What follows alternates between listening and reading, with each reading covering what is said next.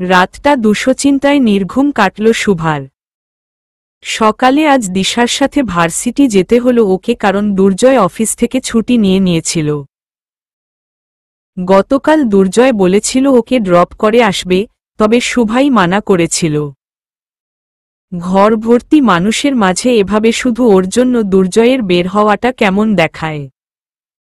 দুর্জয়ও বুঝেছিল, তাই নিজেই দিশাকে জানিয়ে দিয়েছিল শুভাকে নিয়ে যাওয়ার ব্যাপারে। পথে দিশা অনেক কিছু নিয়ে শুভার সাথে গল্প করছিল, তবে ও লক্ষ্য করল যে শুভা যেন বারবার কোথাও হারিয়ে যাচ্ছে।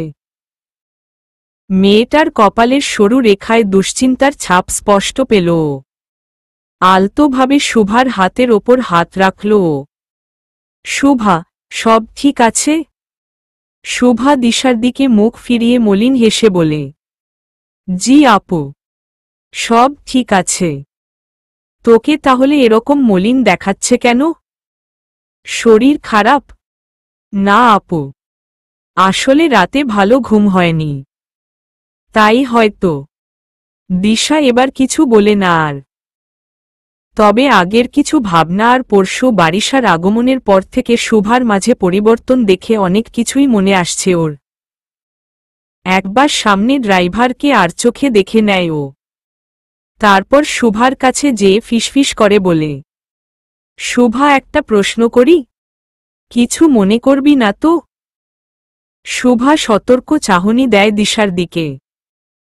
দুই কিশোরী যেন একে অপরের চোখের ভাষায় মনের কথা বুঝে যায়। তারপরেও সম্মানের রক্ষার্থে উত্তর দেয় শুভা, বলো আপু, কোনো সমস্যা নেই। দিশা তারপরেও একটু কিছুক্ষণ চুপ থাকে, যেন নিজের মনের মাঝেই কথা সাজায় ও। তারপরে ঠিক একই মৃদু স্বরে প্রশ্ন করে, আমাকে সত্যি করে একটা প্রশ্নের উত্তর দিবি? কি? বড় ভাইয়া আর তোর মাঝে এই মিন্টোদের দুইজনের মাঝে কি কোনো সম্পর্ক হয়েছে? শীতের মৌসুম জোরতালে প্রকৃতিতে ছড়ানো, তার সাথে গাড়ির ভেতরেও এসির প্রকোপে পরিবেশ হিমশীতল। তবে এত কিছুর মাঝেও চিকন ঘামের রেখা দেখা দিল শুভার কপালের কোণায়। এই প্রশ্নর জন্য ও একেবারেই প্রস্তুত না। কি বলবে? হ্যাঁ, তোমার ভাইয়ের সাথে আমার প্রেমের সম্পর্ক আছে, এটা বলবে? না, এইভাবে কথাটা শুভা বলতে পারবে না। ওদিকে প্রশ্নটা করে নিজেই বিব্রতবোধ করছে দিশা। ব্যাপারটার সাথে শুধু শুভা না, ওর বড় ভাইও জড়ানো। এখন যদি শুভা এই কথাটা ভাইয়াকে জানিয়ে দেয়, তখন? এমনিতেই রাগী মানুষ, পাড়া আরও ভারী হবে তখন। ইস, প্রশ্নটা করার আগে ভাবা উচিত ছিল। ভুর। দিশা পরপরই আবার তাকায় শুভার পানে। অপরাধীর হাসি হেসে বলে, কিছু মনে করিস না আপু, আমি এমনিতেই জিজ্ঞেস করে ফেলেছি। তোর আর ভাইয়ার মাঝে আর কি বা থাকবে? ছোটবেলা থেকেই তুই ভাইয়া বলতে পাগল, তাই এই দেখ তোর ভার্সিটিও চলে এসেছে। শুভা, দিশার হঠাৎ বদল হওয়া অভিব্যক্তি দেখে মনে মনে অবাক হল। তবে নিজেও যেহেতু এই প্রশ্ন থেকে পালাতে চাচ্ছিল ও, তাই কোনো কথা ছাড়া শুধু মাথা দুলিয়ে নেমে গেল গাড়ি থেকে। ক্যাম্পাসে মনে আগের থেকেও অধিক ভার নিয়ে প্রবেশ করল শুভা। রিনতি গেটের কাছেই অপেক্ষা করছিল ওর। শুভাকে দেখে দৌড়ে এগিয়ে আসল ও। হাসি মুখে অভ্যর্থনা জানালো বান্ধবীকে। Good morning madam. কি ব্যাপার? চাঁদ মুখটায় এমন অমাবস্যার মেঘ কেন ছেয়ে আছে? ভাইয়া কম আদর সোহাগ করেছে নাকি? শুভা রিন্তির দুষ্টুমিতে লজ্জা পাওয়ার বদলে বিরক্ত হয়। সকাল সকাল ফালতু কথা বন্ধ করবি রিনতি? এমনিতেই ভালো লাগছে না, তার ওপর অসহ্য। ঝামটি দিয়ে কথাটা বলে চলে গেল শুভা সামনে। রিনতি ততক্ষণে বুঝে গিয়েছে ওর বান্ধবীর মন আসলেই বিষণ্ণ, এবং সেটা কোনো গুরুতর কারণেই। রিনতি দৌড়ে শুভার কাছে গেল। ওর হাত ধরে টেনে নিয়ে আসলো ভার্সিটির খোলা মাঠে। শীতের মৌসুমের মিষ্টি রোদ মাঠে ছড়িয়ে এক স্নিগ্ধ উষ্ণতা ছড়াচ্ছে। সেটাকেই গায়ে মাখিয়ে এক কোণায় রাখা বড় দোলনায় যেয়ে বসায় শুভাকে। তারপর নিজেও বসে পাশে। এবার সোজাসুজি বল, তোর কি হয়েছে? তুই এতটা মন খারাপ করে আছিস কেন? রিনতি শুভার অনেক ঘনিষ্ঠ বান্ধবী। শুভার ব্যক্তিগত জীবনের সবই মেয়েটার জানা। শুভাও অবলীলায় ওর দুঃখ সুখ সবই ভাগাভাগি করে রিন্তির সাথে। তাই এই মুহূর্তে বান্ধবীর থেকে প্রশ্রয় পেয়ে আর নিজেকে শুভা থামাতে পারল না। কোনো আগাম বার্তা ছাড়াই রিনতিকে অবাক করে দিয়ে কান্নায় ভাঙে পড়ল ও। রিন্তি ভরকে যেয়ে সাথে সাথে ধরে বসল শুভার হাত। দোস্ত দোস্ত, কি হলো তোর? নে নে, পানি খা আগে। শুভা একটু পানি মুখে দিয়েই বোতল সরিয়ে চাপা চিৎকার দিল। আর সহ্য করতে পারছি না রিনতি। ভালোবাসতে গিয়েও কি এত কষ্ট পেতে হয়? আমি আর পারছি না। রিন্তি কপাল কুঁচকে বান্ধবীর দিকে চাইল। ওর মাথায় ততক্ষণাৎ কিছুই ঢুকছে না। নিজে একটা দীর্ঘশ্বাস ফেলে শুভা হাতের ওপর নরমভাবে মালিশ করতে করতে শান্ত কণ্ঠে প্রশ্ন করল। শুভা, শান্ত হয়ে আমাকে সব কথা খুলে বলতো। কি হয়েছে রে? ভাইয়া কিছু বলেছে? খারাপ ব্যবহার করেছে তোর সাথে? শুভা ঝটপট মাথা ডানে বামে দোলায়। অর্থাৎ দুর্জয় কিছুই করেনি। রিন্তি মনে মনে শান্তি পেল, যদিও ও জানত দুর্জয় এরকম করবে না, তারপরেও জিজ্ঞেস করেছিল। শুভা ইতিমধ্যে কান্না থামিয়েছে, তবে হেঁচকি এখনো উঠছে ওর। রিন্তি আবার প্রশ্ন করল, তাহলে কি হলো বলতো? আমার সাথে ওনার এই সম্পর্কটা আমার কাছে কেন যেন নাজায়েজ মনে হচ্ছে রিন্তি। রিন্তি নাজায়েজ শব্দটা শুনেই আঁতকে ওঠে। মৃদু ধমকের সুরে বলে ওঠে, কি যা তা কথা বলছিস তুই এগুলো শুভা? তোর আর ভাইয়ার সম্পর্ক নাজায়েজ হবে কেন? ভাইয়া কি বিয়ে করা বউ বাসায় রেখে তোর সাথে পরকিয়া করতে বসছে নাকি যে সেটা নাজায়েজ হবে? শুভা অশ্রুভরা চোখে রিন্তির চোখে চোখ রাখে। বিয়ে হয়তো করেনি, তবে বাগদান তো করেছে। রিন্তি সেই মুহূর্তেই থামিয়ে দেয় শুভাকে। কোনো বাগদানের কথা বলছিস তুই শুভা? যেটা অনেক আগেই দুজনের মাঝে ভেঙে গিয়েছে। যেই সম্পর্কটা ওনারা দুজন নিজেদের মধ্যে মনে নি, সেটা নিয়ে তুই মাতামাতি করছিস কেন? দুর্জয় ভাইয়ের প্রাক্তন বাগদত্তা তো নিজেই সেই সম্পর্ক ভেঙে দিয়েছে। তারপরে না তুই আর ভাইয়া এক হলি। এখানে তোর খারাপ লাগার কি হলো বুঝলাম না। মুখে মুখে শুধু ভেঙে দেওয়ার কথা বললেই একটা সম্পর্ক ভাঙা হয় না রিন্তি। তাও আবার যেই সম্পর্ক সমাজের 10 জন লোকের সামনে স্বীকৃতি পাওয়া। হয়তো দুর্জয় ভাই সরে এসে আমাকে আপন করেছেন, তবে তার পরিবার এখনো বারিশা আপুকে তাদের ঘরের বউ মানে। ওনাকেই সেই হক ও অধিকার ধরিয়ে দিচ্ছে, এবং সেগুলো হচ্ছে আমার চোখের সামনে। একবারও ভাবতে পারিস কেমন পুড়ে আমার মন এসব দেখে? এই যাত্রায় রিন্তি নিজের মুখে লাগাম টেনে ধরে। হঠাৎই ও বুঝতে পারে শুভার মনের ভয়, কষ্ট আর সংশয়ের বার্তা। ভীষণ মায়া হয় বান্ধবীটার জন্য।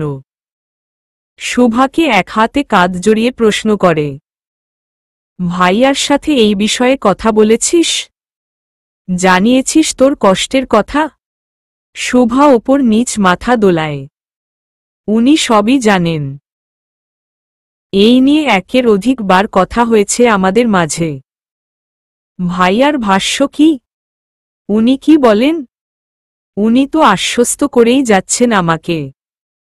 আমাদেরকে নিয়ে খুবই আত্মবিশ্বাসী সে।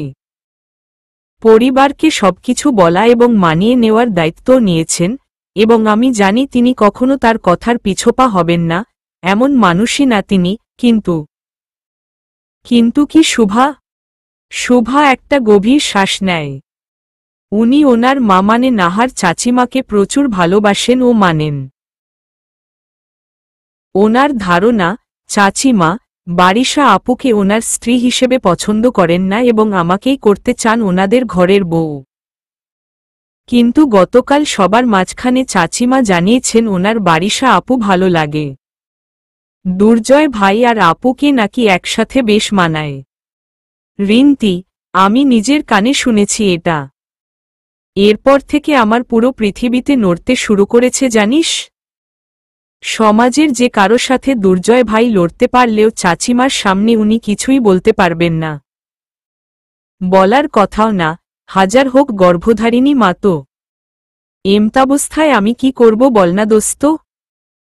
ওনাকে ছাড়া একটা মুহূর্ত আমার থাকা এখন অসম্ভব, এতটাই ভালোবাসি তাকে আমি। কিন্তু তাই বলে নিজের ভালোবাসার জন্য স্বার্থপরও তো হতে পারব না। দুর্জয় ভাইকে আমার জন্য তার পরিবারের সাথে লড়তে দেখতে পারব না আমি। আমি এখন কি করি রিন্তি বল না দোস্ত, কি করি আমি? রিন্তির কাছে এখন সবকিছু পানির মতন স্বচ্ছ হয়। শুভার কষ্টটা কতটা সূক্ষ্ম এখন বুঝতে পারে ও। নিজেকে এই পর্যায়ে চিন্তা করতে গিয়ে অজান্তে গা কাঁপে। শক্ত করে ধরে কান্নারত শুভাকে। বাহুতে নিজের হাত দিয়ে মালিশ করতে করতে বলে, তুই চিন্তা করিস না শুভা, সব ঠিক হয়ে যাবে দেখিস। আমি তোর যুক্তি এখন পুরোপুরি বুঝেছি, তুই নিজের জায়গায় একদম ঠিক আছিস। তবে সেই সাথে আমার দুর্জয় ভাইয়ার ওপরও পূর্ণ ভরসা আছে। আমি জানি উনি সব ঠিক করে ফেলবেন এবং তোর ওপর কোনো সমস্যাই আসতে দিবেন না। Trust me. শুভা নির্বিঘ্নে রিন্তির কাঁধে মাথা এলিয়ে দেয়। ভীষণ ক্লান্ত লাগছে ওর। ক্লাস করার মতন ইচ্ছা এবং শক্তি কোনোটাই পাচ্ছে না। রিন্তিকে বলে একটা উবার কল করল ও বাসায় চলে যাবে। সারা রাত ঘুমায়নি, এখন একটা ঘুম দরকার। আমিনুল সাহেব আয়েশ করে বারান্দায় বসে সকালের চা পান করছিলেন। কতদিন পরে যে এমন একটা সকাল তার নসিবে জুটল সেটা তিনি জানেন না। শেষ কবে এই বারান্দায় এসে বসেছিলেন এটাও মনে নেই। সামরিক বাহিনীর চাকরি যে কি পরিমাণে চাপ সৃষ্টি করে মন ও মস্তিষ্কে এটা শুধু একজন সামরিক বাহিনীর সদস্য ও তার স্ত্রী সন্তানরাই বুঝতে পারে। দিন থেকে রাত কখন আসে আর কখন যায় তার হিসেব এক প্রকার ছেড়ে দিয়েই এই চাকরি করতে হয়। বিভিন্ন জায়গায় যখন তখন পোস্টিং, নতুন নতুন পরিবেশের সাথে খাপ খাওয়ানো এক সম্পূর্ণ আলাদা চ্যালেঞ্জ। তবে সবচাইতে কঠিন দায়িত্ব যেটা প্রত্যেক সামরিক বাহিনীর সদস্যদের নিজের ঘাড়ে নিতে হয় সেটা হলো দেশকে যে কোনো পর্যায়ে রক্ষা করা ও সার্বিক শান্তি বজায় রাখা। এই দায়িত্ব সম্পূর্ণরূপে পূরণ করতে বাকি সব দিকেই ছাড় দিতে হয়। চট্টগ্রামে নিজ বাড়িতে আমিনুলের আসে যে হয় না, তা না। সপরিবারে ২-৩ মাস পরপরই আসেন তিনি। তবে সবসময়ই খুব কম সময়ের জন্য আসা হয়। এইবার ভাস্তির বিয়ে উপলক্ষে ১৫ দিনের পিএল নিয়ে এসেছেন। মোটামুটি লম্বা সময়। রাদিয়ার রিসেপশনের পরের দিন চলে যেতে হবে ওনাকে। অবশ্য স্ত্রী ফারিয়া আর মেয়ে নুরাত থেকে যাবে এখানেই। নুরাতের স্কুলে শীতকালীন ছুটি চলছে তাই এখান থেকে মেয়ে এখন নড়বে না। গরম গরম কফি পান করতে করতেই মোবাইলটা বেজে উঠল আমিনুলের। বান্দরবন বেইজের সিও কর্নেল শাহরিয়ারের ফোন দেখে ঠোঁটে হাসি উঠল ওনার। আমোদে ভঙ্গিতে রিসিভ করলেন কল। হ্যালো শাহরিয়ার, কি খবর? আসসালামু আলাইকুম স্যার। ভালো আছেন? ভালো আছি আমি। তোর খবর বল, ভালো আছিস? ভাবি বাচ্চারা সুস্থ আছেন? আলহামদুলিল্লাহ স্যার, আমি ভালো আছি, ওরাও সবাই সুস্থ আছে। ভাবি আর নুরাত মামনি কেমন আছে? হ্যাঁ, ওরাও ভালো আছে। তা স্যার, কোথায় আপনি? সিলেটে? না রে, চট্টগ্রামে এসেছি পিএল নিয়ে। আমার মেঝো ভাইয়ের মেয়ের বিয়ে। ওই যে আমার যে ভাইটা নেভিতে আছে, ক্যাপ্টেন রবিউল, ওর মেয়ে। ওহ, স্যারের মেয়ের বিয়ে। তাহলে তো স্যার, আপনারা এখন অনেক ব্যস্ত। ডিস্টার্ব করে ফেললাম স্যার। আরে না না, কিসের ডিস্টার্ব? আমি তো বরং এখন আরাম করে বসে কফি খেতে খেতে চিন্তা করছিলাম, লাস্ট কবে এভাবে আয়েশ করে সময় কাটিয়েছি। হা হা হা।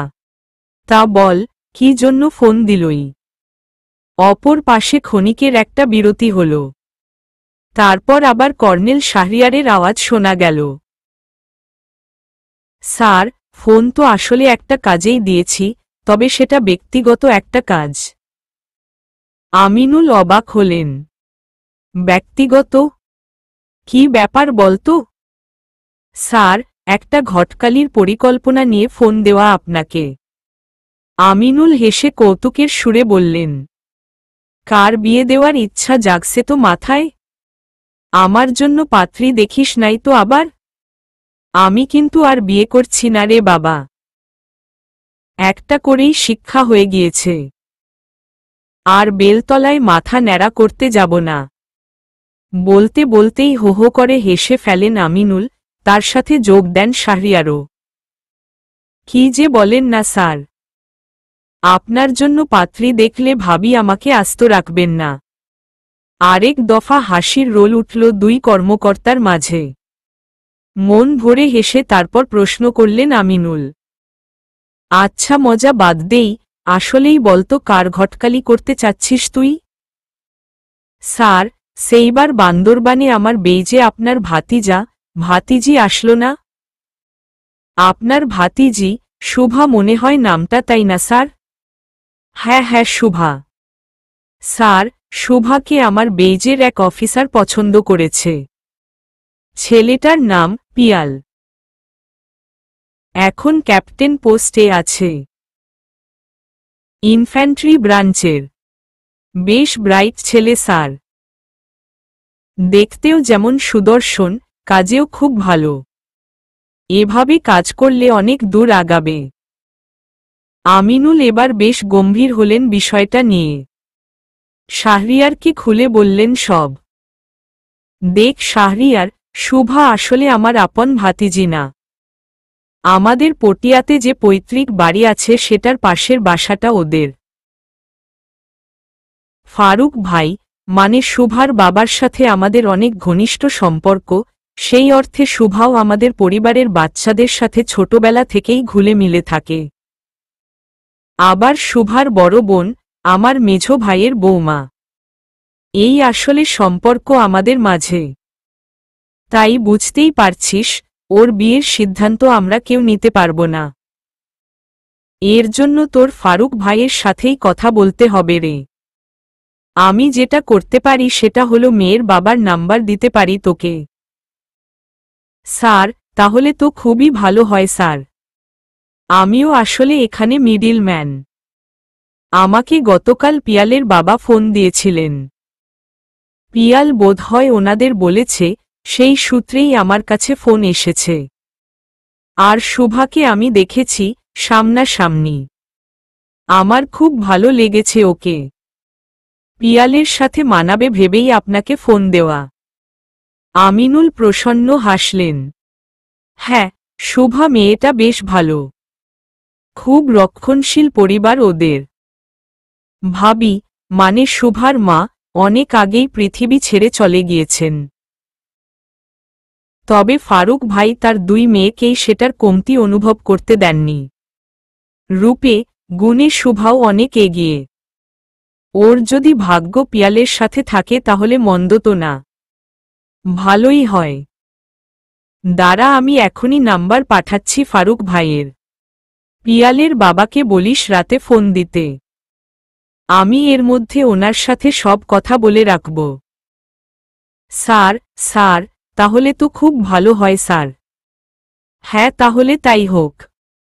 যদি বিয়েটা হয়েই যায়, তাহলে একটা সোয়াবও কামিয়ে নিলি তুই, কি বলিস? আবার আরেক দফা হেসে রাদিয়ার বিয়ের দাওয়া শাহরিয়ারকে দিয়ে ফোন রাখলেন আমিনুল। সাথে সাথেই তারপর ফোন লাগালেন পটিয়া শুভার বাবার কাছে। বাসায় নিঃশব্দেই ঢুকল শুভা। এই সময় বাড়ির পুরুষরা বাচ্চারা বাসায় থাকে না, তাই চাচিরা এই মুহূর্তে নিজ নিজ রুমে থাকেন অথবা একত্র হয়ে কারো একজনের রুমে গল্প করেন। শুভা নিচে কাউকে তাই শুধু গৃহপরিচাকে পেয়ে ওপরে চলে আসলো সরাসরি। প্রথমেই দাঁড়ালো দুর্জয়ের রুমের সামনে। দুর্জয় আগেই ওকে বলে দিয়েছিল ওর নক করে ঢোকার কোনো প্রয়োজন নেই, তাই দরজার নোবটা ঘুরিয়ে ভেতরে উকি দিল। খাট খালি দেখে শুভার ভ্রু কুঁচকে যায়, কান পাতে পানির আওয়াজ শোনার জন্য। কিন্তু সেটাও না আসায় বুঝল যে দুর্জয় ওয়াশরুমেও নেই। বারান্দাও দেখা যাচ্ছে ফাঁকা। তখন শুভা বুঝল যে হয়তো দুর্জয় বাসায় নেই, বাইরে গিয়েছে। একটা দীর্ঘশ্বাস ফেলে শুভা বের হয়ে আসে রুম থেকে। তারপর নিঃশব্দেই নিজের রুমে চলে যায়। অসময়ে কাউকে যন্ত্রণা দিতে এমনিতেই পছন্দ করে না ও। তার ওপর এখন ও বাসায় দেখলেই চাচিরা ব্যস্ত হয়ে যাবে। তার চাইতে ভালো কেউ না জানুক ও এসেছে, ওকে নিয়ে কথাই না হোক। তবে শুভা কি আর জানে যে এই মুহূর্তে নাহারের রুমে ঘরের 3 বউয়ের জম্পেশ আড্ডার মূল বিষয়ই হচ্ছে শুভা। কিছুক্ষণ আগেই ফারিয়া দৌড় পেরে নাহারের রুমে এসেছেন। সাথে নিয়ে এসেছেন মেঝো ভাবি রুবিকেও। রুমে প্রবেশ করতেই উচ্ছ্বাসের সাথে বললেন তিনি, বড় ভাবি, বিশাল খবর নিয়ে এসেছি আমি। ফ্রি আছেন? নাহার শুকনা কাপড় ভাঁজ করছিলেন। ফারিয়ার কথা শুনে ভেতরে ডাকলেন, আসো আসো ফারিয়া। রুবি, কি খবর আনলা বলো। রুবি ততক্ষণে এসে নাহারের পাশে খাটে বসেছে। দেখেন না বড় ভাবি, বাচ্চাদের মতন লাফাচ্ছে আমাদের ফারিয়া। আমাকে টেনে নিয়ে আসলো রুম থেকে, ওর সাথে জোরে হাঁটতে গিয়ে দম ফুরিয়েছে আমার। রুবির কথায় নাহার মুচকি হেসে ফারিয়ার দিকে তাকালেন। তা কি এমন কথা যেটাতে তুমি বেচারি রুবিকে এমন দৌড় পাড়ালে ফারিয়া? বলো তো দেখি। ফারিয়া আয়েশ করে 2 জায়ের মুখোমুখি বসল। ভাবি, বিয়ের সানাই তো দেখি থামার নামই নিচ্ছে না। নাহার রুবি একে অপরের দিকে তাকালেন অবাক চোখে। রুবি তারপর ফারিয়া জিজ্ঞেস করলেন, কি বলছো ফারিয়া, বুঝলাম না তো, খুলে বলো। ফারিয়ার উৎফুল্লতা যেন আরও এক ধাপ বাড়ল। শুভার জন্য একটা প্রস্তাব এসেছে ভাবি, আপনাদের দেবরের কাছে। এই কথায় নাহার রুবি ভীষণভাবে অবাক হলেন। মাথায় তালগোল পাকিয়ে গেল তাদের। শুভার জন্য প্রস্তাব? তা সেটা আমিনুলের কাছে আসলো কেমনে? ফারিয়া তখন সোফায় হেলান দিয়ে আমোদে ভঙ্গিতে বসল। আর বলিয়েন না ভাবি, ভাগ্য কার সাথে কাকে কেমনে মেলায় দেখেন। কিছুদিন আগে শুভা আর দুর্জয় ওই যে বান্দরবানে আটকা পড়েছিল না? তখন আমাদের সেনা বাহিনীর বেইজে ছিল যে সেখানেরই এক অফিসার নাকি শুভাকে দেখে খুব পছন্দ করেছে। ছেলেটা পরে এই বিষয়ে জানিয়েছে ওর অভিভাবককে। পরে ওর বাবা আবার ফোন দিয়েছিল বেইজের সিওকে। সেই ভাই আবার কিছুক্ষণ আগে আপনাদের দেবরকে ফোন দিয়ে সব জানিয়েছে। দেখেন কিভাবে নসিব মিলে, দেখছেন? রুবির হাসি এপার থেকে ওপার হল। কি ভালো সংবাদ দিল গো ফারিয়া। আর্মি অফিসার হলে তো আমাদের শুভার জন্য খুবই ভালো হয়, তাই না ভাবি? রুবি নাহারের দিকে তাকাতেই ওনার হাসিটা একটু ক্ষীণ হল। নাহারের ঠোঁটে হাসি ঠিকই আছে, তবে তার চোখের মলিনতাই বুঝিয়ে দিচ্ছে অনেক কিছু রুবিকে। নাহারের মন যে এখনো চায় শুভাকে দুর্জয়ের স্ত্রী বানাতে, সেটা পৃথিবীর আর কেউ না জানলেও রুবি জানেন। বড় জায়ের হাতের ওপর আলতোভাবে হাত রেখে চোখের ইশারায় সহমর্মিতা বোঝালেন তিনি। নাহারও তখন হাসিটা বৃদ্ধি করলেন নিজের। ফারিয়াকে প্রশ্ন করলেন, ভালোই তো। শুভা মামনির জন্য একজন সুপাত্র আসলে তো আমাদেরও ভালো লাগবে। তা আমিনুল কি বলল? আপনার দেবর ফারুক ভাইয়ের নাম্বারটা পাঠিয়ে দিয়েছে। নিজেও মনে হয় ফারুক ভাইয়ের সাথে কথা বলবে। রাতে ওনাকে ছেলে পক্ষ ফোন দিবে বোধহয়। শুনে প্রসন্ন হলেন দুজন। এরপর রাদিয়ার বিয়ে নিয়ে আরও আলাপে ব্যস্ত হয়ে গেলেন। সেই সকালে রুমে ঢুকেই শুভা আসলেই ঘুমিয়ে পড়েছিল। উঠল যখন তখন দুপুর 1টা বাজে। মাথার ভারটা বেশটুকু কমেছে। তাড়াতাড়ি খাট ছেড়ে শুভা ওয়াশরুমে গেল। ভালো একটা শাওয়ার নিয়ে জোহরের নামাজ আদায় করে নামল নিচে। ওকে এই সময় বাসায় দেখে ডাইনিং টেবিলে বসা সবাই প্রথমে অবাক হয়ে গেল। তবে সবচাইতে বেশি অবাক হল দুর্জয়। ও বাসায় এসেছে আধা ঘন্টা আগে। শুভা যে এখানেই আছে ও জানতই না। শুভাকে দেখে ও প্রশ্ন করতে মুখ খুলতে গেলে ওর আগেই একই প্রশ্ন ছুড়ে বসে নাহার।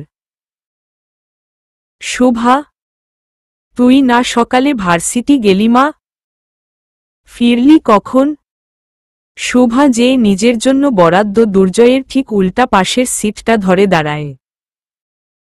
সামনে বসা সুদর্শন পুরুষটাকে ক্ষণিকের জন্য একবার দেখে নাহারের প্রশ্নের উত্তর দেয়। আমি 10:30তেই চলে এসেছি চাচিমা। নাহার রুবিদের আবার তাজ্জব হওয়ার পালা। রুবি এবার মুখ খোলেন। মামনি তুমি এত আগে এসেছো আর আমরা জানিই না? তুমি কাউকে জানাওনি কেন? শুভা যেন এবার একটু ভয় পেল। অপরাধী দৃষ্টিতে তাকিয়ে বলল, আসলে মেঝো চাচি, আমি জানি ওই সময়টায় আপনারা নিজ নিজ রুমে একটু রেস্ট নেন, তাই আর ডিস্টার্ব করিনি। সখিনা আপাকে পেয়েছিলাম নিচে। আর কাউকে না পেয়ে রুমে চলে গিয়েছিলাম। দুর্জয় চুপচাপ সব শুনল, মুখ দিয়ে কিছুই বলল না। তবে ওর চেহারার ভাবেই বোঝা যাচ্ছিল যে ও বেশ চিন্তিত হয়েছে। সেই চিন্তার পারা আরেক ধাপ বাড়ল যখন শুভার মলিন চেহারাটা চোখের পর্দায় পূর্ণভাবে বিদ্যমান হল। শুভাও তাকিয়েছে এবার সরাসরি, কিছু মুহূর্ত দৃষ্টি আটকে রেখে আবার নামিয়ে নিয়েছে প্লেটে। মা চাচিরা সামনে থাকায় দুর্জয় কিছুই আর বলল না তখন। চুপচাপ নিজেও খাওয়ায় মন দিল। আমিনুল তখন ভাত মাখাতে মাখাতে মুখ খুললেন। দুর্জয়, আজ শাহরিয়ার ফোন করেছিল, ওই যে বান্দরবন বেইজের সিও, কর্নেল শাহরিয়ার। দুর্জয় চেহারায় নরম ভাব এনে বলল, হ্যাঁ হ্যাঁ, আঙ্কেলের কথা মনে আছে চাচ্চু। আমাদের অনেক সাহায্য করেছিলেন তিনি সেই সময়ে। ওনার খবর কি? ভালোই আছে। তোর আর শুভা মামনির কথা জিজ্ঞেস করছিল। বিয়েতে আসার দাওয়াত দিলাম। বলল আসতে পারলে দেখা করবে তোর সাথে। ভালো করেছ আঙ্কেলকে দাওয়াত দিয়ে। পরিবার সহ উনি আসতে পারলে আমারও ভালো লাগবে। তার আতিথেয়তা করার সুযোগ পাব। আলোচনার ইতি ওখানেই টানলেন আমিনুল। সকালে শাহরিয়ারের সাথে কথা বলার আধা ঘন্টা পরেই ফারুক হাওয়ালাদারকে ফোন করেছিলেন উনি। মেয়ের জন্য বিয়ের প্রস্তাব এসেছে শুনে প্রসন্ন হয়েছেন ফারুক সাহেব। আমিনুলকে বলেছেন তিনি ছেলে পক্ষের সাথে কথা বলতে রাজি আছেন। তারা যেন ফোন দেয়। এই সুখবরটা খাবারের টেবিলে সবাইকে একসাথে বলতে চাচ্ছিলেন আমিনুল। কিন্তু শুভাকে দেখে কথাটা গিলে ফেললেন। শুভা এখনো কিছুই জানে না। ফারুক সাহেব বলেছেন, আগে ছেলের বাবার সাথে তিনি কথাবার্তা বলবেন, ছেলের ব্যাপারে জানবেন, তারপর এই বিষয়ে মেয়ের সাথে আলাপ করবেন। আগে ভাগেই মেয়েকে ভরকে দিতে চাচ্ছেন না তিনি। আমিনুলেরও সহমত না হয়ে কোনো উপায় ছিল না। হাজার হোক, ফারুক হাওলাদার শুভার বাবা ও একমাত্র অভিভাবক, উনি নিজের মেয়ের জন্য যেটা ঠিক মনে করবেন তাই করতে হবে। খাবারের পাট চুকতেই নাহার, রুবি আর ফারিয়া মিলে টেবিল ঠিক করতে লেগে গেলেন। আজ সেহের আর রেদোয়ান সকাল সকালই বের হয়েছে নিজের ঘনিষ্ঠ বন্ধুদের বান্ধবদের আমন্ত্রণ দেওয়ার জন্য। সেহের না থাকায় শুভাই টুকটাক সাহায্য করে দিল বড়দের। তারপর ওপরে চলে আসলো নিজের রুমে। ঠিক ২০ মিনিট পরে শুভার রুমে টোকা পড়ল। শুভা তখন নিজের স্টাডি টেবিলে বসে চুপচাপ ধ্যানে মগ্ন ছিল। দরজার আওয়াজে মনোযোগ ভাঙল ওর। ওড়না গায়ে জড়িয়ে দরজা খুলতেই দুর্জয়ের বলিষ্ঠ রূপ দেখতে পায় শুভা। নিজের ভালোবাসার মানুষটাকে দৃষ্টির সম্মুখীন পেলে মনটা আপনাতেই ফুরফুরে হয়, যা চোখের ঝিলিকে স্পষ্ট ধরা দেয়। শুভার চোখও এই মুহূর্তে এমন এক অভিব্যক্তি প্রকাশ করছে। দরজার সামনে থেকে নিঃশব্দে সরে গিয়ে দুর্জয়কে প্রবেশ করার জায়গা দেয় ও। দুর্জয় ঢুকতেই আলতোভাবে ভিড়িয়ে দেয় ফটক। দরজার ভিড়িয়ে শুভা দুর্জয়ের দিকে ঘুরতেই যাচ্ছিল তার আগেই একজোড়া হাত কোমরের দুপাশ গলিয়ে ওল পেটের ওপর এসে স্থায়ী হল। অমসৃণ ত্বকের স্পর্শ বাসার পরনে পাতলা সুতির কামিজের ওপর দিয়ে অনুভব করতেই শিহরণ বয়ে গেল শুভার। তুষ্ট হেসে নিজের দুহাতও ওপরে রাখল ও। দুর্জয় মুখ নামাল নিজের। প্রেয়সীর ডান কানের ঠিক ওপরে মখমলি চুলের ভাঁজে অধর দিয়ে আদুরে ছোঁয়া একে প্রশ্ন করল, ভার্সিটি থেকে এত জলদি ফিরলি কেন? ঠিক অধরের ছোঁয়াটার মতন আদুরে কণ্ঠ শুনে শুভার দু চোখ আরামে বুজে আসে। শান্ত স্বরে বলে ও, শরীরটা ভালো লাগছিল না তাই। তোরাক করে মাথা ওঠায় দুর্জয়। এতে প্রেম নিবেদনের পরিবেশটা কিছুটা ক্ষুণ্ণ হয়। এরপর শুভা কোনো প্রতিক্রিয়া দেখানোর আগেই দুর্জয় ওকে ঘুরিয়ে নেয় নিজের দিকে। শুভা স্পষ্ট দেখতে পায় মানুষটার চোখে উদ্বিগ্নতা।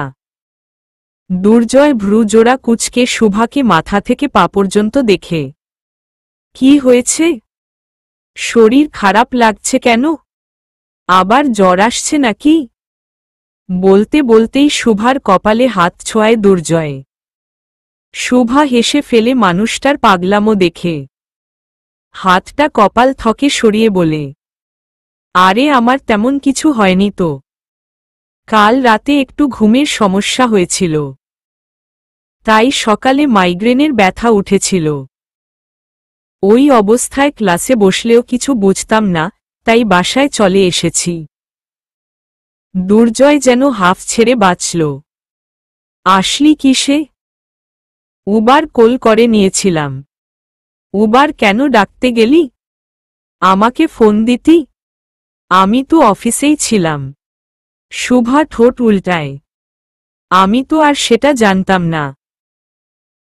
তোমার না আজ থেকে ছুটি নিয়ে নেওয়ার কথা?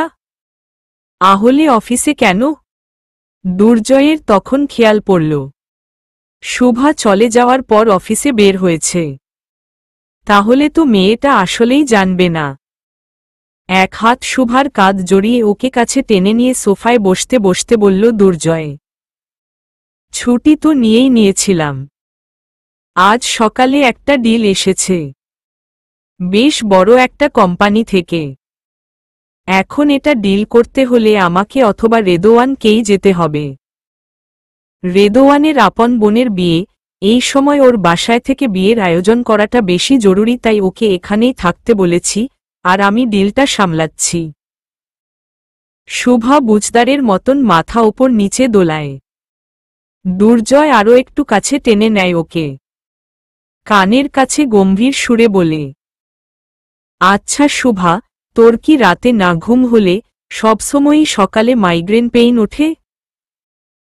শুভা একটু ভেবে ধীরে সুস্থে বলে, সব সময় ওঠে না, তবে ম্যাক্সিমাম সময়ই ওঠে।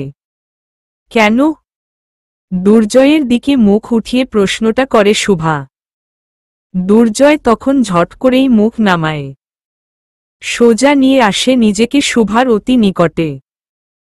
নাকে নাক স্পর্শ করার মতন দূরত্ব তখন দুজনের মাঝে। দুর্জয় কণ্ঠে হঠাৎ সেই চেনা পরিচিত নেশার উপস্থিতি পায় শুভা। ভাবছি বিয়ের পর যে এক রাতও ঠিকভাবে তোকে ঘুমাতে দেব না, তখন তো সকালে মাথার ব্যথার কষ্টে পড়ে থাকবি তুই। বউয়ের সাথে সুখের খেলা খেলতে গিয়ে যদি দুঃখই দিয়ে ফেলি তাহলে সেটা একটা চিন্তার বিষয় না? দুর্জয়ের কথাটা ধরতে ও বুঝতে একটু সময় লাগে শুভার। তবে যখন বুঝতে পারে তখন কোঁচকানো কপাল সোজা হয়ে চোখ বড় বড় হয়ে ওঠে। লজ্জায় গাল দুটো লাল আভায় রূপান্তরিত হয়। কাপা কণ্ঠে শুভা শুধু একটা শব্দ উচ্চারণ করতে পারে, অসভ্য। এশার আজান পড়েছে কিছুক্ষণ আগে। ফারুক হাওলাদার মসজিদ থেকে ফিরছেন জামাতের নামাজ পড়ে। আজ মসজিদ প্রাঙ্গণে স্বভাবসুলভ গল্পে মাতেননি তিনি, বরং নামাজ শেষ হতেই বাসার রাস্তা ধরেছেন। কয়েকজন তাকে পেছনে থেকে ডাকলেও তিনি তাদের জন্য থামনেনি। বাসায় একটু কাজ আছে বলে চলে এসেছেন। আসলেই তো কাজ আছে বাসায়। ছোট মেয়ের বিয়ের কথা উঠছে, বড় ব্যাপার এটা। তার শেষ দায়িত্ব পূরণ করার সুযোগ এত তাড়াতাড়ি পাবেন তিনি সেটা ভাবেননি তিনি। এখন যখন সেই সুযোগ এসেছে, তাও আবার এত যোগ্য পাত্রের রূপে, তাহলে সেটাকে তিনি সরিয়ে দিতে চান না। বাসায় ঢুকে নিজের বেডরুমে এসে বসলেন ফারুক সাহেব। ফোনটা টেবিলের ওপরেই রেখেছেন। আমিনুল বলেছিল ছেলেপক্ষ ফোন দেবে এশার নামাজের পরে। সময় তো হয়েই গিয়েছে প্রায়, তাহলে এখন শুধু ক্ষণিকের অপেক্ষা। ওয়ার্ডরোবের ওপর একটা পুরনো ছবির ফ্রেমে চোখ আটকায় ওনার। নিজের মৃত স্ত্রী আর দুই মেয়ের সাথে হাসজ্জ্বল একটা পারিবারিক ছবি ফ্রেমটাতে আটকানো। ছবিটা ওনার স্ত্রীর মৃত্যুর 2 মাস আগে তোলা, একটা অনুষ্ঠানে। ছবিটাতে সবাই কি খুশি, সুখী। ফারুক সাহেবের সেটা দেখে মনটা ধক করে উঠল। উনি মলিন স্বরে স্ত্রীর দিকে চেয়ে বললেন, সেহের শুভার মা, আজ আমি তোমার দিতির কলিজাটার বিয়ের প্রস্তাব নিয়ে কথা বলতে যাচ্ছি। তোমার ছোট্ট শুভা এখন বড় হয়ে গিয়েছে। ওর জন্য এখন সম্বন্ধ আসা শুরু হয়েছে। সেহেরকে তো আমাদের রবিউল ভাই আর রুবি ভাবি চেয়েই নিয়ে গেলেন তাদের ছেলের জন্য। মেয়েটা আমাদের ওখানে অনেক সুখী আছে। রেদোয়ানের যদি কোনো ছোট ভাই থাকত, তাহলে শুভাকেও আমি ওখানেই বিয়ে দিতাম। 2 বোন থাকত একসাথে। তবে সেটা আর হলো না গো। তবে এখন যেই পাত্র এসেছে, সেটাও ভালো। আমাকে আমিনুল ফোনে ছেলের ছবি পাঠিয়েছে, দেখতে বেশ সুন্দর। আমাদের শুভার সাথে বেশ মানাবে। সেনাবাহিনীর কর্মকর্তা, চাকরিও ভালো। এবার তুমি ওপরে বসে দোয়া করো যেন আমাদের মেয়েকে আমি সুপাত্রে দান করতে পারি। অনেকদিন ধরে মেয়েটা সেহেরের শ্বশুরবাড়ি পড়ে আছে, আমার সেটাও ভালো লাগছিল না। যতই কাছের মানুষ হোক না কেন ওনারা, একটা কিন্তু তো রয়েই যায়। তাই না বলো? এখন যদি শুভার বিয়েটা এখানে হতে পারে তাহলে এই সমস্যাটাও সমাধান হয়ে যাবে। আমাদের মেয়ের মাথার ওপর আসল অভিভাবকের ছায়া পড়বে। দোয়া করো গো, দোয়া করো। সব যেন ভালোয় ভালোয় হয়। বলতে বলতেই ফারুক সাহেবের ফোনের রিংটোন বেজে ওঠে। নিজের কথার মাঝে আটকে যান তিনি। আননোন নাম্বার দেখেই হৃদগতি বেড়ে যায় তার। একা সব কথা সামলাতে পারবেন তো? সকালবেলা নাস্তার টেবিলে দুর্জয় আর শফিউল আজমের মাঝে বিজনেস ডিলটা নিয়ে আলাপ হচ্ছিল। শফিউল আজমকে ভারী চিন্তিত দেখা গেল। এই সময় যেখানে তোমাদের অফিসের কাজ থেকে পুরো ছুটি নিতে বলেছিলাম সেখানে এই অফারটা এসে তো ঝামেলা বাঁধিয়ে দিল। স্বামী সন্তানের কথার মাঝখানে ফোড়ন কাটলেন নাহার।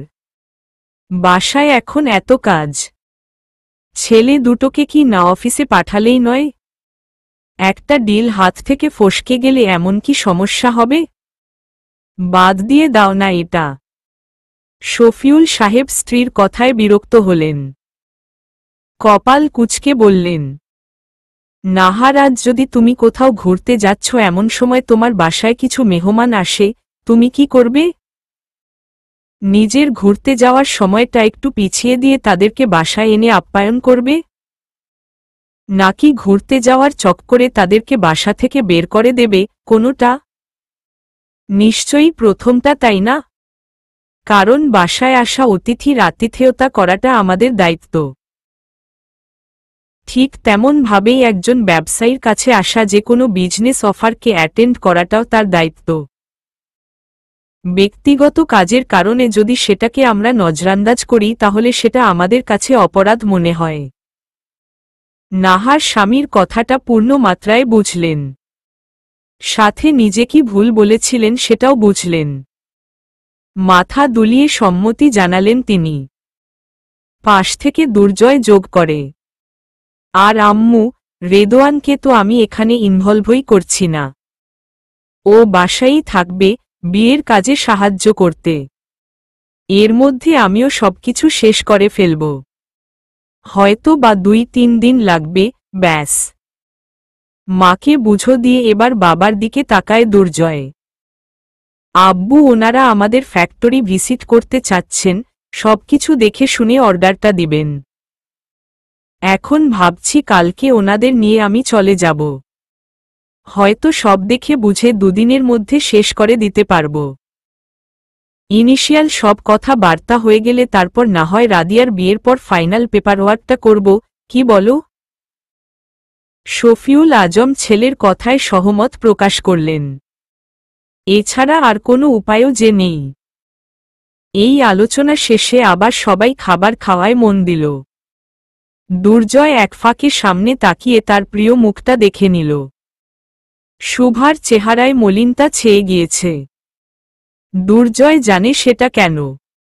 মেয়েটাকে নিজের কাছে ডেকে বোঝাতে হবে। সকাল 11টার দিকে ফারুক সাহেব ফোন করলেন শফিউল আজমকে। তার আগে নিজের বেয়াই রবিউল সাহেবের সাথেও কথা হয়েছে তার। এখন বাড়ির সবার বড় সদস্য হিসেবে শফিউল সাহেবকে ফোন দেওয়াটা জরুরি। শফিউল ফারুক সাহেবের ফোন পেয়ে খুবই খুশি হলেন। কি ফারুক, তুমি তো এখন চট্টগ্রাম আসোই না? মেয়েদের দেখতে ইচ্ছা করে না বুঝি? ফারুক সাহেব অমায়িক হাসলেন। কি যে বলেন না ভাই, মেয়ে দুটোর সাথে আপনাদের সবাই দেখার ইচ্ছাও প্রবলভাবে জাগে। তবে আমি একদিনও নরলে এইখানে ঝামেলা হয়ে যায়। বুঝেনি তো, সব আমাকেই দেখতে হয়। আর তো কেউ নেই। শফিউল সম্মতিতে মাথা দোলান। আমি বুঝতে পারি। আসলে নিজের কাজ আর দায়িত্ব কোনো সবল হাত না পেলে হস্তান্তর করা খুবই কঠিন। তোমার আসলে কষ্টই হয়ে যায়। তাও তো ভাই, শারীরিক কষ্ট যাই হোক, মানসিকভাবে তো খুব শান্তিতেই আছি আমি। বড় মেয়েটাকে আপনাদের মতন এত ভালো একটা পরিবারে বিয়ে দিলাম। মেয়েটা সুখী আছে দেখলেই পরাণ জুড়ায়। ছোটটাও কতদিন ধরে আপনাদের সাথে আছে। আমি অভিভাবক হলেও আসল খেয়াল আপনারাই রাখছেন। আমি ভীষণ কৃতজ্ঞ। শফিউল সাহেব হাসলেন। কি যে বলো না এসব ফারুক। সেহের আর শুভা মামনিদেরকে সেই ছোটবেলা থেকেই আমরা নিজেদের মেয়েদের মতোই মনে করেছি। এখন তো এই পরিবারটা সেহেরের নিজের। আর শুভাও কি আমাদের পর নাকি? না না ভাই, সেটা কখন বললাম? আসলে ভাই আমি ফোনটাই করেছি শুভাকে নিয়ে কথা বলবো আপনার সাথে এই জন্য। শফিউল এবার একটু গম্ভীর হলেন। কি, ওই বিয়ের প্রস্তাবের ব্যাপারে তো? তোমার ভাবির থেকে কালকে রাতে একটু শুনেছি। তা কি কথা বলো তো? ফারুক নিজেকে গোছালেন প্রথমে। আমিনুল প্রস্তাবটা গতকাল আমাকে দিল ভাই। ছেলের বাবা গতকাল রাতেই ফোন দিয়েছিলেন। কথাবার্তা হলো আমাদের। বেশ অনেকক্ষণ হলো। আমার খারাপ মনে হয়নি তাদের। ভালোই লেগেছে। বাবা মা দুইজনই শিক্ষিত, ছেলেরা দুই ভাই, পিয়াল মানে পাত্রই বড় ছেলে। ছিমছাম পরিপাটি পরিবার। শফিউল সন্তুষ্ট হলেন। আমারও তোমার কথা শুনে ভালোই মনে হচ্ছে। তা কথা আগানোর ব্যাপারে কি হলো? সেটা নিয়েই আপনাকে ফোন দেওয়া ভাই। ছেলের বাবা বললেন, ছেলের নাকি এখন 1 সপ্তাহের ছুটি চলছে। ওনারা কাল পরশুর মাঝেই বাসায় আসতে চাচ্ছেন। এই জন্য ভাবছিলাম শুভাকে যদি পাঠিয়ে দেওয়া যেত তাহলে ভালো হতো।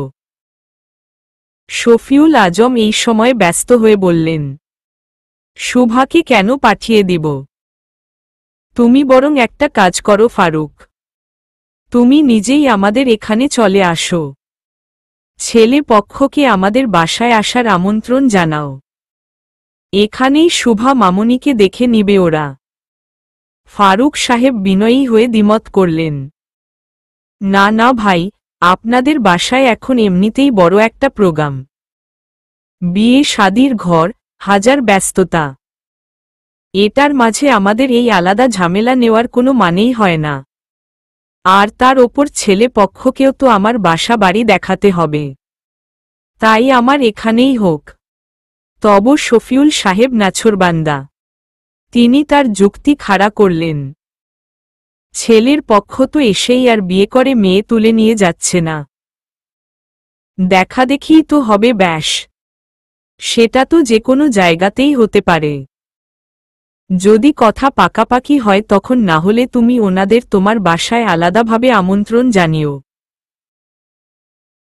আর আমার বাসায় করার কারণ এই জন্য বলছি যে এখানে অনেক মানুষ আছে, সবাই মিলে কাজ করলে কারো ওপর চাপ পড়বে না। সেখানে তোমার বাসায় কোনো মেয়ে মানুষ নেই। সেহেরকেও যে এখন পাঠিয়ে দিব সেই অবস্থাও নেই, ওরই ননদের বিয়ে।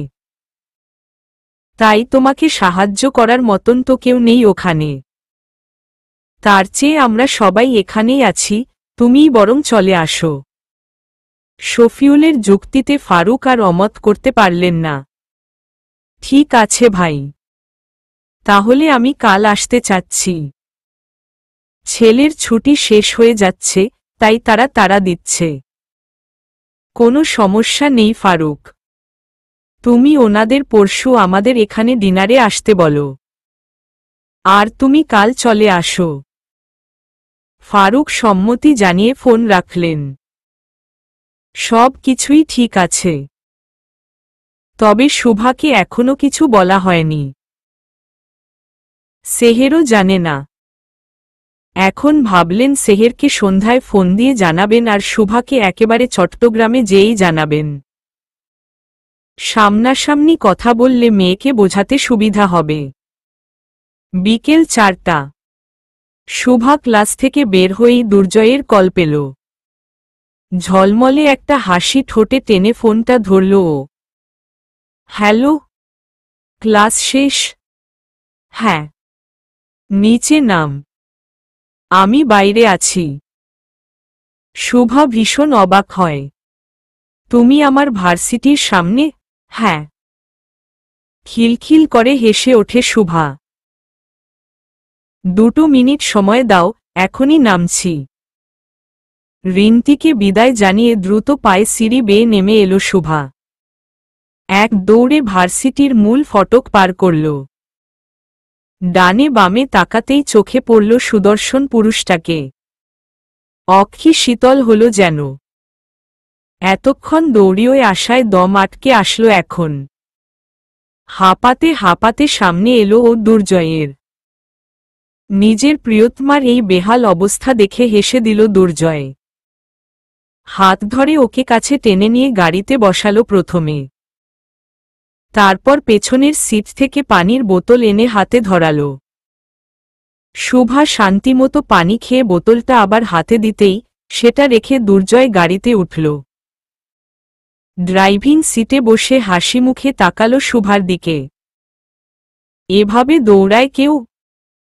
আমি কি পালিয়ে যাচ্ছিলাম তোকে ছাড়া? লজ্জায় শুভা নুয়ে দেয় মাথা। এই মানুষটা ওকে এই অনুভূতি থেকে বেরি হতে দেয় না। এরই মাঝে আবার দুর্জয়ের আওয়াজ কানে আসে ওর। কফি খাবি? শুভা মাথা উঠায় অবাক হয়ে। দুর্জয়ের দিকে প্রশ্ন চাহনি নিয়ে বলে, কফি? এখন কেন? বাসায় যাব না? দুর্জয় আস্তে করে নিজের হাত শুভার পেছনে নিয়ে ওর অপর কাঁধে রেখে ওকে কাছে টেনে আনে। দুষ্টুমিষ্টি কণ্ঠে শুধায় ওর কানের কাছে, পিচ্চি গার্লফ্রেন্ডকে নিয়ে এখনো প্রপারলি একটা ডেইটে যেতে পারলাম না। বিয়ের পর তো এটা নিয়ে খোটা শুনতে হবে আমাকে। তাই ভাবলাম আজ একটু সময় আছে, একটা ডেইটে যাওয়া যাক। দুর্জয়ের অফার শুনে শুভা হাসবে না কপট রাগ দেখাবে বুঝতে পারল না। তবে মনে মনে ভীষণ রকমের খুশি হল। দুর্জয়ের সাথে এক বাড়িতে থাকলেও আসলেই দুজনের তেমন খোলামেলাভাবে সময় কাটানো হয়নি এখনো। দুর্জয়ের দিক থেকে না হলেও শুভার প্রতিবারই বাসায় ওর সাথে কথা বলতে বা সময় কাটাতে ভয় লাগে। ফলে সময়টা শেষ হয়ে যাওয়ার পর মনে হয় কিছু একটা অপূর্ণ ছিল। আর বাইরে তো যাওয়াই হয়নি তাদের। তাই আজ শুভার মনে হচ্ছিল অনেক দিনের ইচ্ছা পূরণ হতে চলেছে। বিকেল প্রায় শেষ হয়ে সন্ধ্যা নামার সময় শুভা আর দুর্জয় ঢুকল ক্রিমসন কাপ ক্যাফে, যেটা শহরের খুলশি এরিয়াতে অবস্থিত। দুজন মিলে কর্নারের 2 সিটার টেবিলে মুখোমুখি বসল। এরপর দুর্জয় প্রশ্ন করল, বল কি খাবি? আমি অর্ডার দিয়ে আসি। মোমো হট চকোলেট খাব। এখানেরটা বেশ ইয়ামি। দুর্জয় চোখ সরু করে দুষ্টামির ছলে বলে, পিচ্চি বাচ্চাদের মতন হট চকোলেট খাবি তুই? শুভা ঝটপট উত্তর দেয়, কিছুক্ষণ আগে গাড়িতে নিজেই তো আমাকে পিচ্চি বললে, তো এখন সমস্যা কোথায়? আর সেইভাবে দেখলে আমি তো বাচ্চাই। এখনো 20 পার করিনি, ছোটই তো। ও আচ্ছা, তুই যখন নিজেকেই বাচ্চাই মনে করছিস তাহলে তোর সাথে অ্যাডাল্ট কাজ করা একদমই ঠিক হবে না, কি বলিস? তাহলে বিয়ে করা ক্যান্সেল করলাম তোকে। শুভা নিজের কথাটা ভাব ধরেই বলেছিল, তবে পর মুহূর্তেই নিজের কথার জালে যে নিজেই আটকাবে এটা ঘুণে অক্ষরেও ও বুঝতে পারেনি। তার ওপর দুর্জয়ের বিয়ে ক্যান্সেল করার কথা শুনে আরও ভড়কে গেল ও। কোনো দিক না চিন্তা করেই সামনে এগিয়ে খপ করে দুর্জয়ের হাত দুটো ধরে ফেলে চাপা চিৎকার দিল, এই না, বিয়ে ক্যান্সেল করবা না। যদিও আওয়াজ খুব জোরে ছিল না শুভার কণ্ঠে, তবুও পাশের সিটে বসা দম্পতি পর্যন্ত পৌঁছাল। তারা দুজনেই শুভার দিকে অবাক চাহনি দিল। দুর্জয় সেটা দেখে বাঁকা হাসি পড়ল ঠোঁটে। ঝুঁকে এসে ওর আর শুভার মাঝের দূরত্ব কিছুটা ঘুচিয়ে বলল, ও, বিয়ে করার অনেক শখ বুঝি? কেন বলতো? আমার সাথে অ্যাডাল। শিউরি উঠে শুভা। দুর্জয় কি বলতে যাচ্ছে বুঝতে পেরে সাথে সাথে ওর মুখ চাপ দিয়ে ধরে, ফাজলামো কম করো তো, যাও অর্ডার দিয়ে আসো খাবার। দুর্জয় এবার নিজের হাসিটা একটু চওড়া করে। তারপর উঠে চলে যায় কাউন্টারে। ওর যাওয়া দেখে হাসে শুভা। নিজেকে ভীষণ সুখী সুখী মনে হয়। তবে এই সুখ শুভার কপালে থাকবে তো? রাত 11টা নাগাদ সেহেরের কাছে ফারুক সাহেবের ফোন আসে। বাবার ফোন পেয়ে দিনের সব ক্লান্তি একপাশে ফেলে সেহের ফোন ধরে। আসসালামু আলাইকুম আব্বু, কেমন আছো? বড় মেয়ের হাসি মাখা কণ্ঠ শুনে ফারুক সাহেবের মন প্রশান্ত হল। ওয়ালাইকুম সালাম মামুনি, আমি ভালো আছি। তুমি ভালো? হ্যাঁ আব্বু ভালো। জামাই বাবাজি ভালো আছে? সেহের আর চোখে খাটে আধশোয়া হয়ে শুয়ে থাকা রেদওয়ানের দিকে তাকায়। হ্যাঁ ও ভালো আছে আব্বু। ভালো ভালো। তা বিয়ের বাড়ি, তোমার একমাত্র ননদের বিয়ে, নিশ্চয়ই ভীষণ ব্যস্ত আম্মু? হ্যাঁ, ব্যস্ত তো আছি আব্বু। তবে বাসার সবাই মিলে কাজ করছি তো তাই মজাই লাগছে সব করতে। তোমার খবর বলো আব্বু, বাসায় সব ঠিক আছে? তুমি খাওয়া দাওয়া ঠিকভাবে করছো তো? এত রাতে ফোন দিল যে? সব ঠিক আছে? মেয়ের চিন্তিত কণ্ঠ শুনে মৃদু হাসলেন ফারুক সাহেব। কন্যারা বুঝি এমনই হয়, মায়ের আরেক রূপ। সেহেরকে চিন্তা মুক্ত করার জন্য বললেন, হ্যাঁ হ্যাঁ আম্মু সব করেছি। তুমি চিন্তা করো না। আসলে রাত বেশি করেই ফোন দিলাম কারণ আমি জানি তোমরা খুব ব্যস্ত। সন্ধ্যায় ফোন দিল পেতাম না। আচ্ছা সেহের মামুনি, একটু রেজওয়ানকে নিয়ে বসত। ফোনটা স্পিকারে দাও, তোমাদের দুজনের সাথে জরুরি কথা আছে। মুখ থেকে হাসির রেখা সাথে সাথেই মিলিয়ে যায় সেহেরের। শঙ্কিত কণ্ঠে প্রশ্ন করে, কি হয়েছে আব্বু? কোনো সমস্যা? ওপাশ থেকে বাবার নরম হাসি শুনতে পায়। না না আম্মা, কোনো সমস্যা না, বরং একটা খুশির খুব আছে। তোমার আর রেজওয়ানের সাথে একত্রে বলতে চাই। তাছাড়া রোজওয়ান আমার ছেলের মতন। ওর পরামর্শটাও জরুরি। এখন স্পিকারে দাও ফোনটা। সেহের আর কথা না বাড়িয়ে রেজওয়ানের পাশে খাটে যেয়ে বসে। ইশারায় বাবার কথা বুঝিয়ে রেজওয়ানকে তৎপর হতে বলে। রেজওয়ানও আধশোয়া থেকে উঠে বসে। সেহের স্পিকারে ফোনটা দিয়ে ওর দিকে এগিয়ে দিল বলে, আসসালামু আলাইকুম বাবা, কেমন আছেন? ওয়ালাইকুম সালাম বাবা জান, ভালো আছি। তুমি ভালো আছো তো? জি বাবা ভালো আছি। আলহামদুলিল্লাহ। আচ্ছা বাবা, তোমাদের সাথে একটা বিষয়ে আলাপ করতে ফোন দিলাম। বলেন বাবা। শুভার জন্য একটা সম্বন্ধ এসেছে। ছেলে ও ছেলের পরিবার বেশ ভালো। সেহের আর রেজওয়ান দুজনেই বেশ চমকে যায়। শুভার জন্য প্রস্তাব। রেজওয়ান নিজের মনের কথা মুখে আনে। শুভার বিয়ে? কিন্তু শুভা তো এখনো ছোট বাবা। মাত্র অনার্সে উঠল। এত তাড়াতাড়ি ওর বিয়ের কথা কেন চিন্তা করছেন? ফারুক সাহেব মৃদু হাসলেন।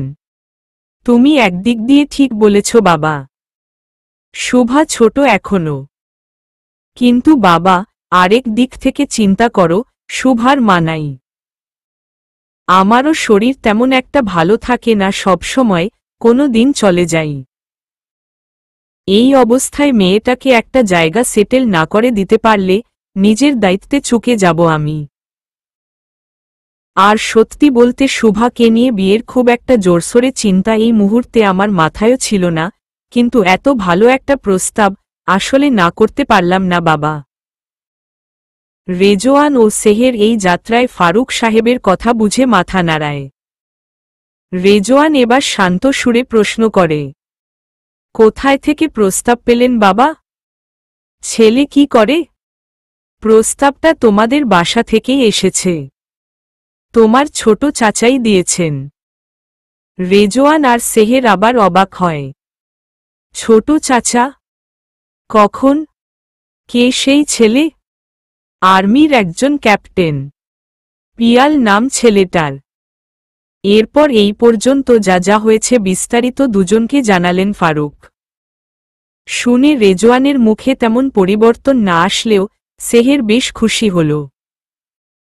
প্রস্তাবটা তো ভালোই মনে হচ্ছে আব্বু। সামরিক বাহিনীর কর্মকর্তা, সরকারি চাকরি, ভবিষ্যৎ ভালো। শুভার জন্য মন্দ নয়। তবে শুভা কি এই ব্যাপারে কিছু জানে? ওকে বলছো? ফারুক সাহেব এবার একটু অপ্রস্তুত ভঙ্গিতে বলেন। আসলে শুভা মামনিকে এখনো কিছুই জানাইনি আমি মামনি। ফোনে ফোনে কি আর এসব কথা হয় বলো? ওদিকে ছেলে পক্ষ একটু তাড়া দিচ্ছে, সময়ও একদমই কম। তাই কাল আমি তোমাদের বাসায় সকালে আসছি। শফিউল ভাইয়ের সাথে আমার কথা হয়েছে। আমি তো চাচ্ছিলাম শুভাকে এখানে নিয়ে আসব, আমাদের এই বাড়িতেই দেখবে ওকে। ছেলের বাবা মা কিন্তু ভাই পরামর্শ দিলেন যেহেতু সবাই ও বাড়িতেই উপস্থিত, তাই ওখানেই ছেলে পক্ষ দেখুক শুভাকে। আমার অনেক বারণ করার পরও শোনেননি তিনি। তাই কাল আসার পর সামনাসামনি তোমাকে সাথে নিয়ে শুভার সাথে কথা বলবো ভাবছি। এই কথা শুনে সেহেরের মনে আবার শঙ্কা জাগল। রেজওয়ানের দিকে থমথমে মুখে তাকায় ও। রেজওয়ান স্ত্রীর মনোভাব বুঝে চোখের ইশারায় শান্ত থাকতে বোঝায়। তারপর শ্বশুরকে স্পিকারে বলে, ছেলে পক্ষ আসবে কবে বাবা? আগামীকাল বিকালে। ওহ, আচ্ছা ঠিক আছে বাবা, আপনি কালকে সাবধানে চলে আসেন বাসায়। তারপর আমরা সবাই মিলে বসব শুভার সাথে। এখন বেশ রাত হয়ে গিয়েছে, রেস্ট নেন বাবা। ফারুক সাহেব জামাতার কথায় সন্তুষ্ট হন। ঠিক আছে বাবা, এখন তাহলে রাখো। তোমরাও রেস্ট নাও, কালকে দেখা হবে। জি বাবা, আল্লাহ হাফেজ। ফোনটা কেটে রেজওয়ান সেহেরের হাতে দিতে দিতে প্রশ্ন করে, শুভাকে নিয়ে চিন্তা করছো তাই না? সেহের চোখ তুলে তাকায়। এতক্ষণ টিপে রাখা দুটো ঠোঁট ছেড়ে দিয়ে বলে, কালকেই ছেলেপক্ষ দেখতে আসবে অথচ এখনো শুভা কিছু জানে না। এটা কি ঠিক হলো? মানে, সকালে জানার পর ও যদি রাগ করে? রাগ তো করতেই পারে, করাটাই কি স্বাভাবিক না? তবে বাবা তো বললেন ছেলেপক্ষ শুধু দেখতে আসবে, তাই সেভাবে শুভাকে বোঝাতে হবে। বোনটা আমার এখনো ছোট রেজওয়ান, এত তাড়াতাড়ি বিয়ে আমার কেমন যেন লাগছে। রেজওয়ান স্ত্রীকে কাছে টেনে নেয়। বিষয়টা সত্যি বলতে আমারও ভালো লাগছে না সেহের। শুভাকে আমি রাদিয়ার থেকে কম কিছু মনে করি না, তাই এই সময় বিয়ের ব্যাপারটায় আমার নিজেরও মতো নেই। তবে বাবার কথাও আসলে ফেলার মতন না। তার জায়গা আমি হলেও হয়তো সেভাবেই ভাবতাম। তবে আমি অন্য একটা জিনিস নিয়ে চিন্তা করছি জানো? সেহের রেজওয়ানের দিকে পাশ ফিরে তাকায়। কি? আমি ভাবছি শুভার যদি নিজস্ব কোনো পছন্দ থাকে তাহলে সেটার বিষয়ে আগে খোঁজ নেওয়া উচিত ছিল না? সেহের কপাল কুঁচকায়। শুভার পছন্দ? আমার মনে হয় সেরকম কিছু নেই। থাকলে তো আমি জানতামই। এক দুর্জয় ভাইয়া ছাড়া আর কোনো পুরুষের সাথে তো ওকে কখনো মিশতেও দেখিনি। তবে ভার্সিটির খবর বলতে পারছি না। রেদওয়ান চিন্তিত হয়। মেয়েটাই আমার চিন্তার বিষয়।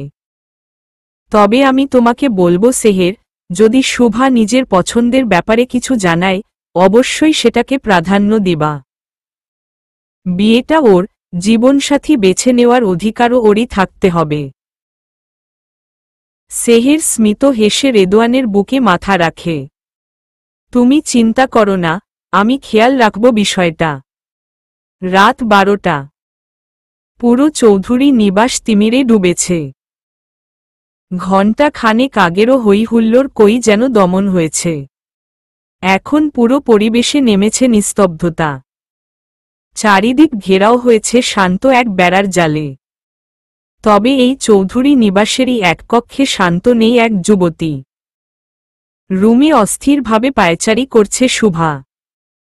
সেই দুরন্ত চালে সিল্কের নাইট গাউনের দুই পাশ রীতিমতো উড়ছে। শুভার মনটা এই মুহূর্তে ভীষণ অশান্ত। ভীষণ মানে ভীষণ। রাগের পাড়া ছাদ পার করেছে এমন অবস্থা। গায়ের আগুন জ্বলতে জ্বলতে নিভে আবার জ্বলে উঠছে। কোনো কিছু দিয়েই শান্ত হবার নাম নিচ্ছে না। আর হবে নাই বা কেন? বারিশা নামক শাকচুন্নিটা যে মাথার ওপর ঘুরঘুর করছে। উফ! ঘটনা ঘটেছে সন্ধ্যার পর। দুর্জয় আর শুভা বাসায় এসেই দেখতে পায় বারিশাকে। দুজনকে একসাথে ঢুকতে দেখে বারিশার চেহারায় যেই শঙ্কা ও বিরক্তি প্রকাশ পাচ্ছিল তা শুভা স্পষ্ট খেয়াল করেছে। তবে সেটা নিয়ে মাথা ঘামাতে ওর বিশেষ ইচ্ছে হচ্ছিল না বলে সেখান থেকে প্রস্থান নিয়ে রুমে চলে এসেছিল ফ্রেশ হতে। ফ্রেশ হয়ে কাপড় পাল্টে যখন নিজের রুমের দরজা খুলে করিডোরে নামবে তখনই বারিশাকে দেখতে পেল দুর্জয়ের রুমের সামনে। মেয়েটা চুপচাপ দাঁড়িয়ে আছে ওখানে, যেন কারো অপেক্ষা করছে। শুভা বিষয়টা উপেক্ষা করতে চাইল। কেন যেন বারিশার মুখটাও দেখতে এখন ওর ইচ্ছা করে না। নিজের ওড়না ঠিক করতে করতে ব্যস্ত ভঙ্গিতে পাশ কাটিয়ে যেতে গেলেই বারিশা ওকে ডেকে ওঠে। এই শুভা! অগত্যা থামতে হয় শুভাকে। জোর করে সৌজন্যের হাসি ঠোঁটে টেনে বারিশার দিকে তাকায়। জি আপু, তোমার জন্যই ওয়েট করছিলাম। কথা ছিল তোমার সাথে। শুভা অবাক হয়। একবার দুর্জয়ের রুমের দরজার দিকে তাকিয়ে আবার চোখ ফেরায়। আপনি এই রুমের সামনে দাঁড়িয়ে আমার জন্য অপেক্ষা করছিলেন? কিন্তু এটা তো আমার রুম না। বারিশা একটা রহস্যযুক্ত হাসি পড়ল ঠোঁটে। আসলে তোমার রুম কোনোটা জানি না। আর জানলেও তোমাকে সেখানে পেতাম কি না সন্দেহ। সারাক্ষণ তো তোমার দুর্জয় ভাইয়ের আশপাশেই থাক কি না। তাই ভাবলাম এই রুমের সামনে দাঁড়ালেই পাবো তোমাকে। এখান থেকেই হয়তো বের হবে তুমি। বারিশার প্রতিটা কথা গায়ে আগুন জ্বালানোর মতন কাজ করল শুভার।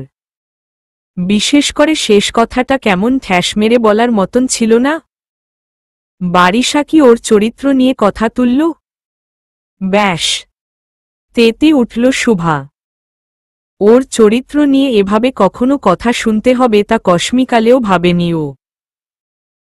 ছোট থেকেই দুর্জয়ের আগপিচ ঘুরঘুর করেছে, কেউ একটুও বাঁকা চোখে তাকায়নি। আজ এই বাইরের মেয়ের থেকে কিনা এত কিছু শুনতে হচ্ছে ওর। শুভা নিজের নিয়ন্ত্রণ মুহূর্তেই হারায়।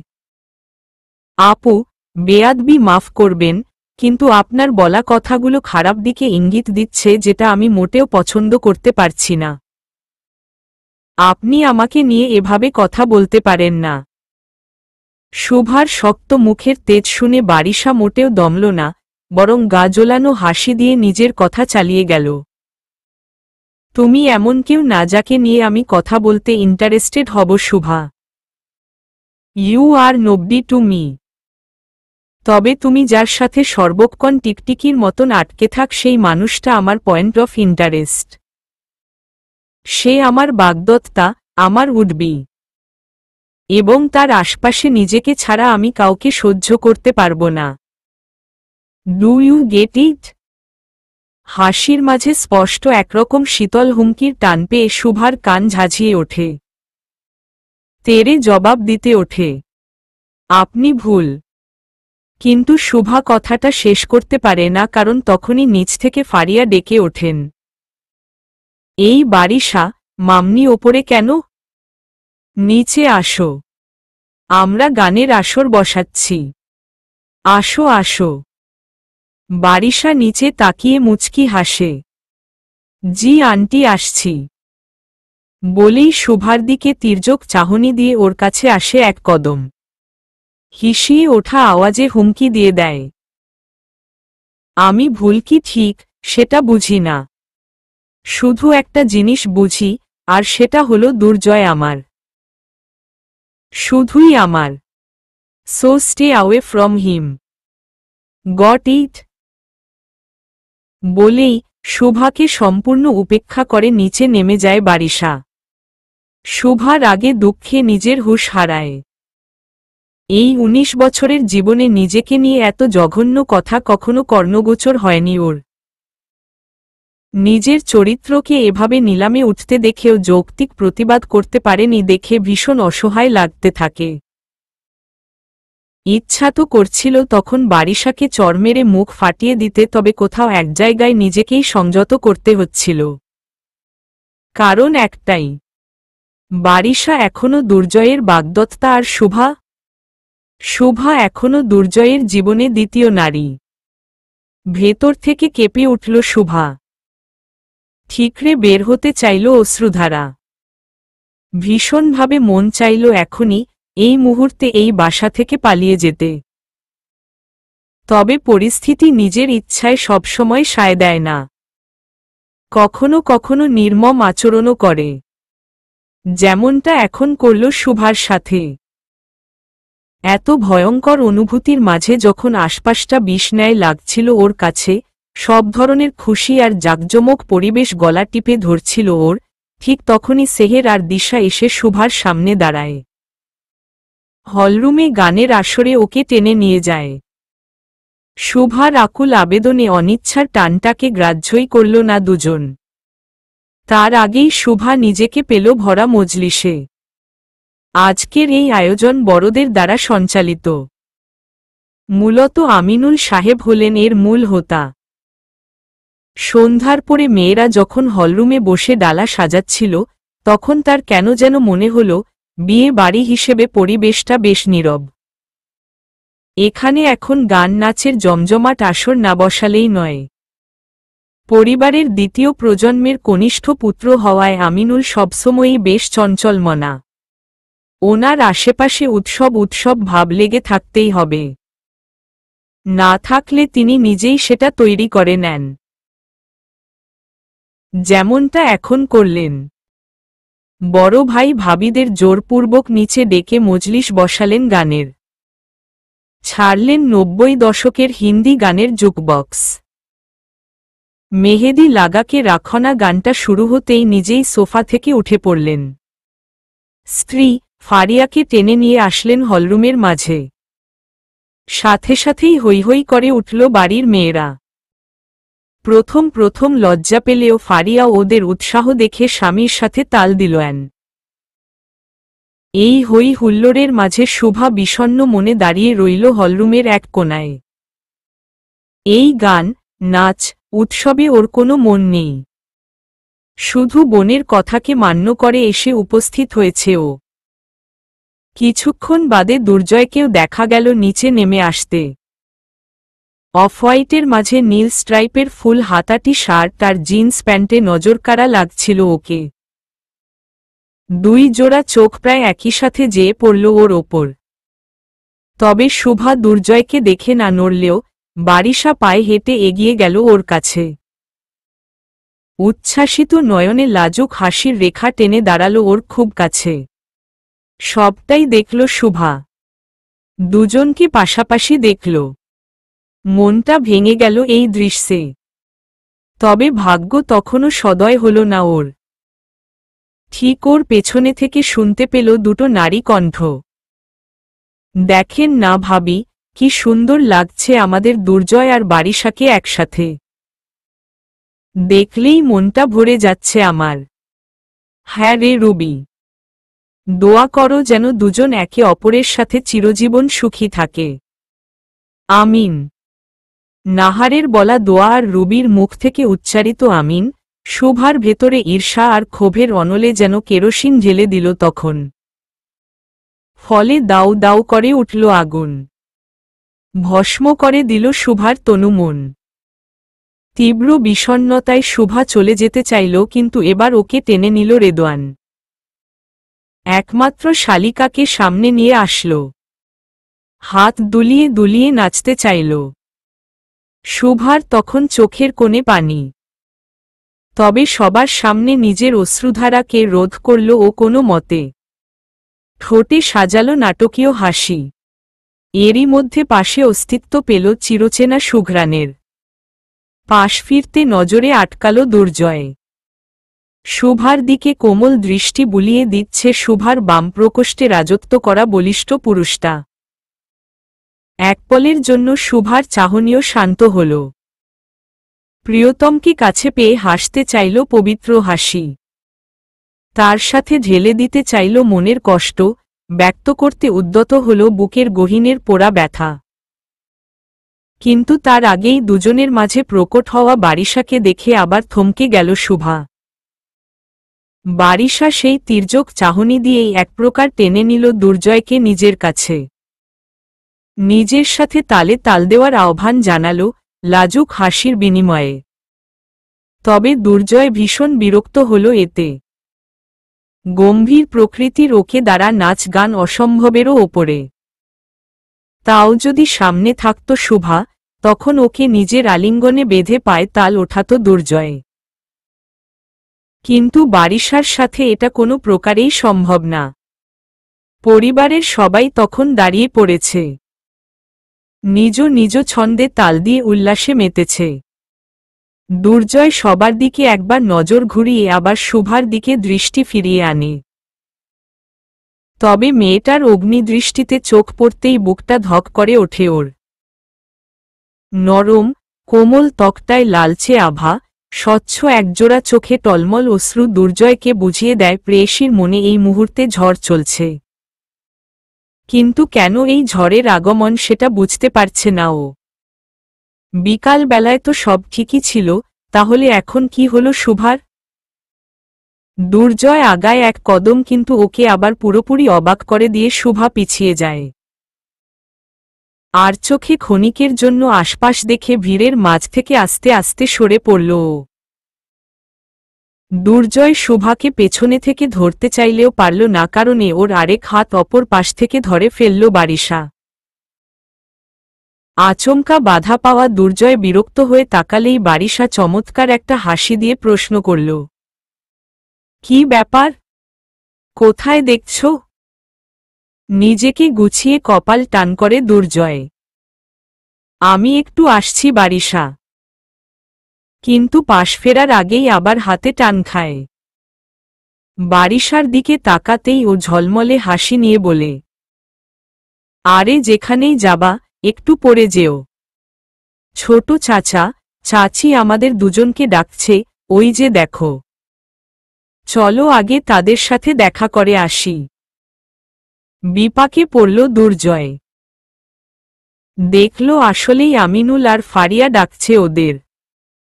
এদিকে ভিড়ের মাঝে শুভাকে আর দেখতে পেল না ও। নিশ্চয়ই নিজের রুমেই চলে গিয়েছে। ওকে যে কিছুক্ষণ পর দেখে আসবে ভেবে দীর্ঘশ্বাস ফেলে বারিশার দিকে তাকিয়ে গম্ভীর স্বরে বলল, চলবে।